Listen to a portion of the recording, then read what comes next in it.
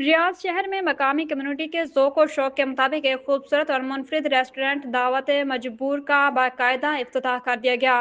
इफ्तिताही तकरीब में मोअज़्ज़िज़ मेहमानाने गिरामी, समाजी शख्सियात और पाकिस्तानी कम्युनिटी के अफराद ने बड़ी तादाद में शिरकत की।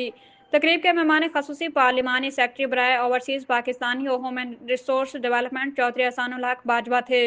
तकरीब में community welfare attache Saad Aziz, senior नायब सदर मुस्लिम लीग नून खालिद अकरम राना, सेक्रेटरी जनरल मलिक मंजूर हुसैन आवान, जाहिद लतीफ़, नासिर महमूद राई, अरशद भट्टी, चौधरी अब्दुल मजीद गुज्जर और कम्युनिटी की दीगर बिजनेस कम्युनिटी ने भी खसूसी शिरकत की और इस नए कारोबारी आगाज को पाकिस्तानी कम्युनिटी के हवाले खुशाइंद करार दिया।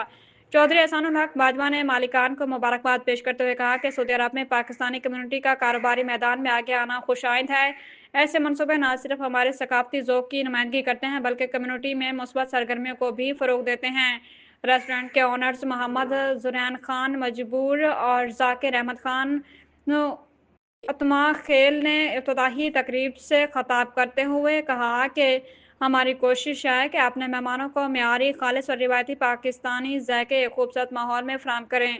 दावत मजबूर सिर्फ एक रेस्टोरेंट नहीं बल्कि हमारी मेहमान नवाजी का इजहार है। रियाज में नए कायम होने वाले इस रेस्टोरेंट ने अपनी खूबसूरती, मुनफरिद नाम और खालिस पाकिस्तानी ज़ायकों की बदौलत कम्युनिटी की दिलचस्पी हासिल कर ली है। Report Zubair Khan Bloch.